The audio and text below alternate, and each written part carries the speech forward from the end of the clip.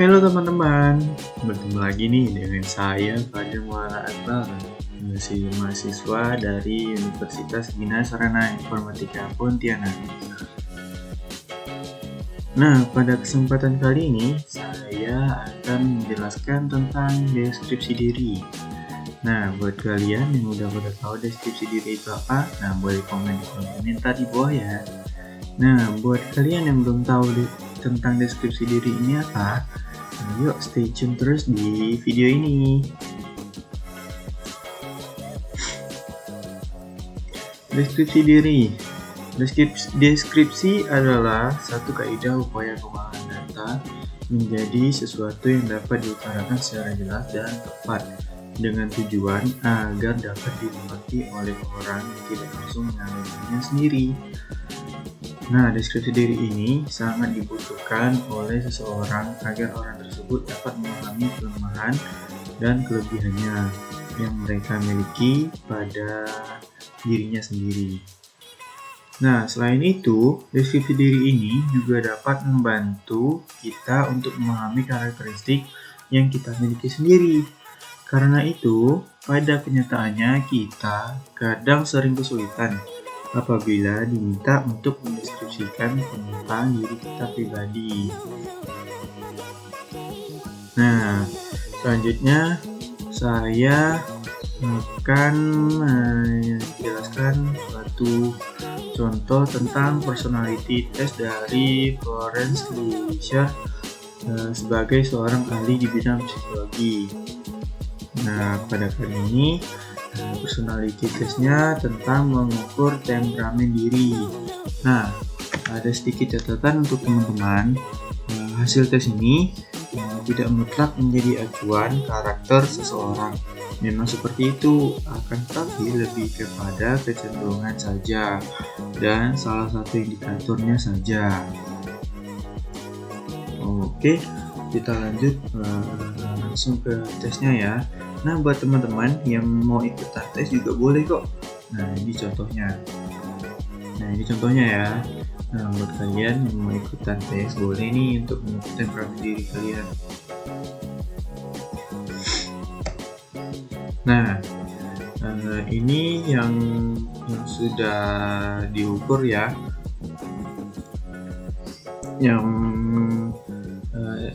Yang pertama ini saya mendapatkan adaptable, yang kedua persuasif, yang ketiga sociable, yang keempat considerate, yang kelima respectful, 6 satisfied, 7 patient, ke-8 schedule, 9 optimistic, 10 faithful, dan yang 11 detail, yang 12 confident, 13 inspiring, 14 decisive, 15 mediator, 16 talker, 17 lively, 18 contentious, 19 pleasant, yang ke-20 balance.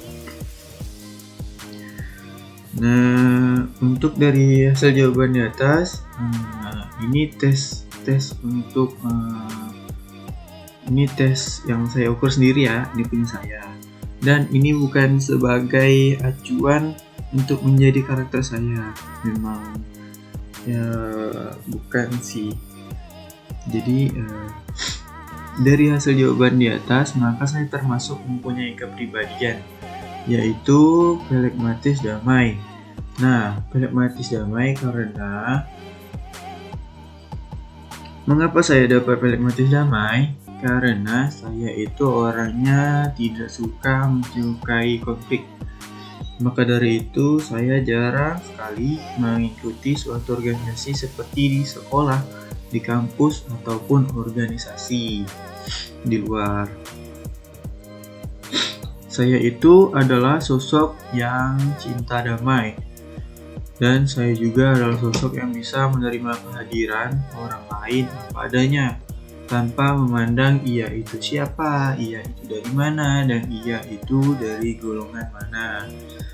Dan saya itu sebisa mungkin merangkul mereka dan mengajak mereka berbicara tentang keluh kesah mereka, itu seperti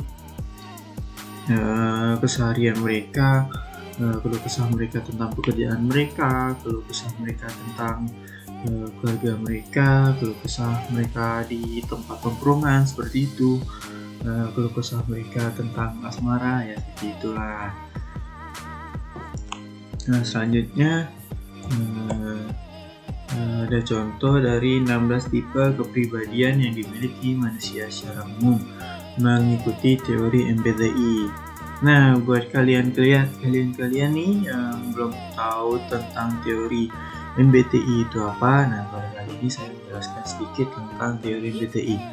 Nah, teori MBTI itu adalah Myers-Briggs Type Indicator, yaitu psikotes yang dirancang untuk mengukur preferensi psikologis seseorang dalam melihat dunia dan membuat keputusan. Nah, itu sedikit pengertian tentang teori MBTI. Nah, kita lanjut ya tentang tipe-tipenya. Yaitu contoh A adalah preferensi dominan penyindra yang cenderung introvert, preferensi pembantu berpikir, preferensi inferior itu intuitif, preferensi ketiga itu perasa. Untuk contoh yang B, preferensi dominan pengindra yang cenderung introvert. Nah, untuk contoh yang B ini sama ya, jadi untuk contoh yang A, nah kalian tinggal baca aja. Untuk contoh yang C, kita lanjut nih, contoh yang C. Preferensi dominan, intuisi yang cenderung introvert, preferensi pembantu itu perasa, preferensi inferior pengindra, preferensi ketiga berpikir. Kita lanjut slide. Kita lanjut pada slide selanjutnya. Yang D, preferensi dominan, intuisi yang cenderung introvert, preferensi pembantu berpikir, preferensi inferior pengindra, preferensi ketiga perasa. Contoh yang E, preferensi dominan, berpikir yang cenderung introvert, preferensi pembantu, intuisi, preferensi inferior perasa, preferensi ketiganya itu pengindra.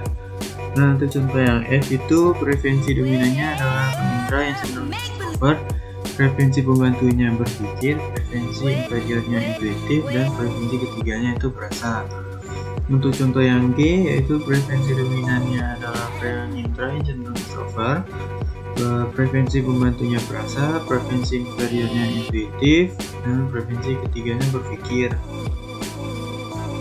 Contoh yang H, preferensi dominannya itu intuisi yang cenderung introvert, preferensi pembantunya perasa, preferensi inferiornya pengindra, preferensi ketiganya berpikir. Contoh yang I yaitu preferensi dominan adalah intuisi yang cenderung extrovert, preferensi pembantu berpikir, preferensi inferior pengindra, preferensi ketiganya perasa.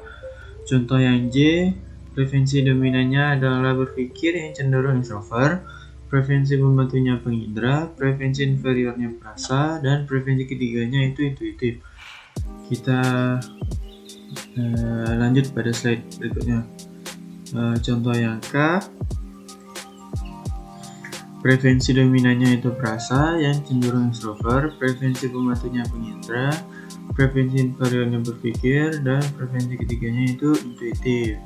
Contoh yang L, preferensi dominannya adalah perasa yang cenderung extrovert, preferensi pembantunya intuisi, preferensi inferiornya berpikir, preferensi ketiganya itu pengindra. Untuk contoh yang M, preferensi dominannya itu berpikir yang cenderung extrovert, preferensi pembantunya intuisi, preferensi inferiornya perasa, preferensi ketiganya pengindra. Ada slide selanjutnya yaitu contoh yang N. Preferensi dominannya adalah berpikir yang cenderung extrovert, preferensi pembantunya intuisi, preferensi inferiornya perasa, preferensi ketiganya pengindra. Contoh yang O, preferensi dominannya adalah pengindra yang cenderung extrovert, preferensi pembantu intuisi, preferensi inferiornya perasa, preferensi ketiganya itu berpikir.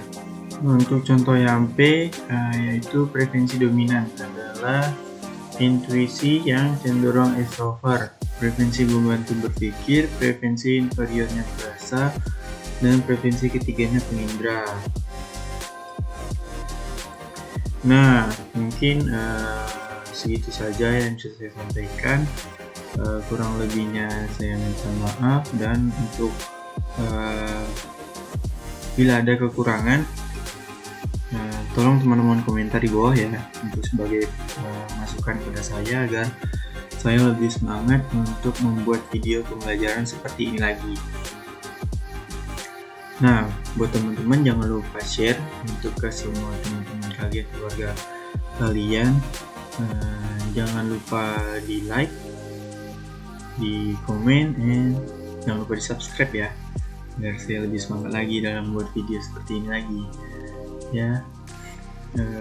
Saya Fadil Maulana Akbar, mahasiswa dari UPSI Pontianak. Terima kasih untuk kalian yang sudah menonton video ini. Wabillahi taufiq hidayah. Wassalamualaikum warahmatullahi wabarakatuh.